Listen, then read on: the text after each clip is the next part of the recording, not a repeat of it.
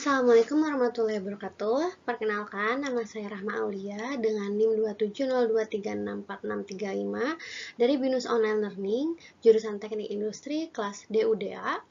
Di sini saya akan memaparkan materi tentang mata kuliah karakter building kewarganegaraan, yaitu evaluasi pembangunan infrastruktur, pengembangan industri, dan inovasi teknologi di wilayah pedesaan atau periurban. Terkait SDG nomor 9, yaitu industri, inovasi, dan infrastruktur.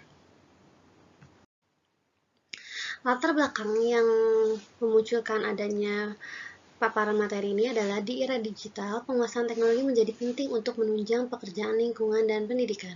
Inovasi menurut Green, Howells, and Miles adalah penerapan atau adopsi praktik baru. Sedangkan menurut Undang-Undang Nomor 5 Tahun 1984 merupakan kegiatan mengolah bahan menjadi produk bernilai tambah dan infrastruktur. Kemudian menurut Hudson adalah fasilitas publik dasar.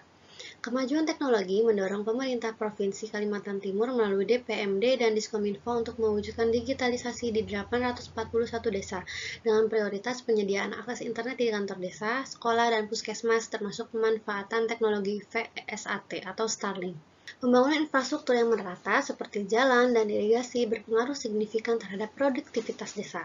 Oleh karena itu, maka pentingnya latar belakang ini memunculkan materi selanjutnya, yaitu sehingga munculnya rumusan masalah, yaitu yang pertama, apa yang menjadi tantangan dan kendala dalam melakukan inovasi industri infrastruktur, siapa saja yang berperan dalam kemajuannya, apa peran pemerintah dalam mewujudkan inovasi industri tersebut, bagaimana tanggapan dan kontribusi dari masyarakat, apakah yang mempengaruhi hambatan tersebut dalam berinovasi, dan bagaimana mengelola kendala dan tantangan terkait inovasi industri tersebut, dan apa solusinya.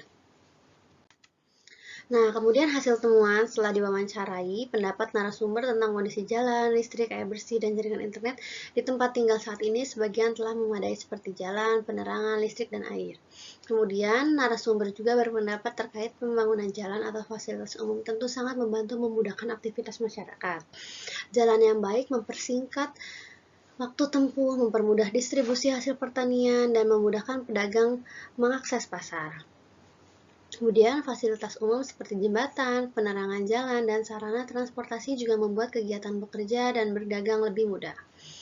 Berdasarkan narasumber juga, di tempat tinggalnya terdapat kegiatan usaha lokal seperti UMKM, industri rumahan, namun tidak ada kelompok tani karena bukan kawasan daerah persawahan. Kemudian, kendala utama dalam menjalankan usaha atau pekerjaan di daerah ini, terutama dalam segi fasilitas dan akses, adalah kurangnya modal bagi pelaku usaha. Kemudian, berdasarkan narasumber, pemerintah belum pernah memberikan bantuan alat usaha atau modal kepada warga di sini, tetapi bantuan dalam bentuk pelatihan. Dampaknya apa? Yaitu sumber daya manusianya sedikit-sedikit paham terkait perekonomian, marketing, akuntansi, dan lain-lain sebagainya. Kemudian, berdasarkan narasumber, sebagian warga sudah mulai menggunakan teknologi dan aplikasi digital untuk mendukung usaha maupun kegiatan sehari-hari. Contohnya menggunakan media sosial untuk promosi produk, aplikasi pesan singkat untuk berkomunikasi, atau platform belanja online untuk menjual hasil produksi. Meski masih ada yang belum bisa terbiasa, perlahan-lahan teknologi ini semakin berkembang sehingga mudah untuk dipahami dan diakses di internet di wilayah ini.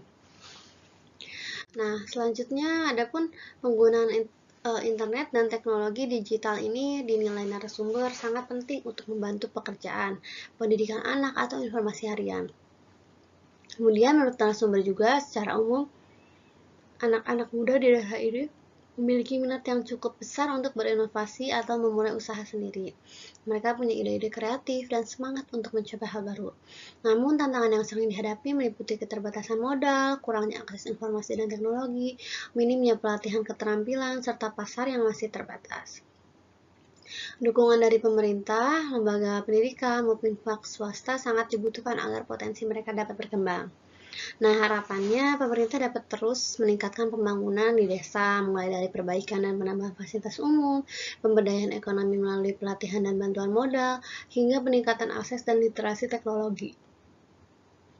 Dengan dukungan tersebut, diharapkan masyarakat desa bisa lebih maju, mandiri, dan mampu bersaing, tanpa harus meninggalkan potensi lokal yang ada. Nah, kemudian kalau boleh memilih, narasumber ingin bidang ekonomi dan lapangan kerja yang lebih maju, karena itu langsung berdampak pada masyarakat. Selain itu, bidang pendidikan dan teknologi juga ya, supaya agar generasi muda memiliki keterampilan yang relevan, serta adanya kemajuan di sektor-sektor ini, gitu, sehingga desa akan lebih berkembang dan masyarakatnya bisa lebih hidup sejahtera.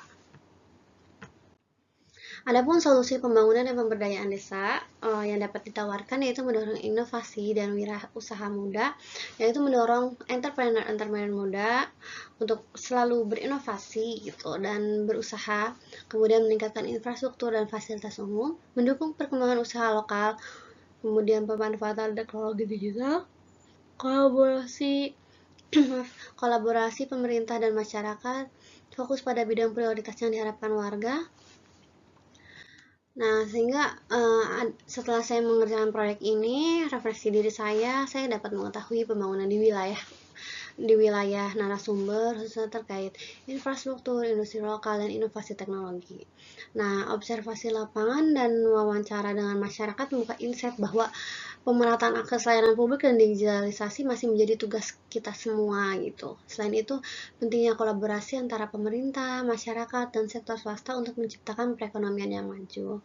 Kemudian, kemampuan sumber daya manusia yang perlu kritis, komunikatif, dan inovatif yang sangat penting untuk dilibatkan. Kemudian, inovasi tidak selalu berkaitan dengan teknologi canggih, melainkan dampak kecil yang membuahkan angin segar yang dapat menjawab kebutuhan masyarakat. Untuk selanjutnya, sebagai pemuda, saya ingin untuk lebih turut andil untuk berkontribusi untuk pengembangan daerah yang berbasis pendekatannya berbasis data, empati, dan kolaboratif seperti itu. Itu saja dari saya. Sekian. Wassalamualaikum warahmatullahi wabarakatuh.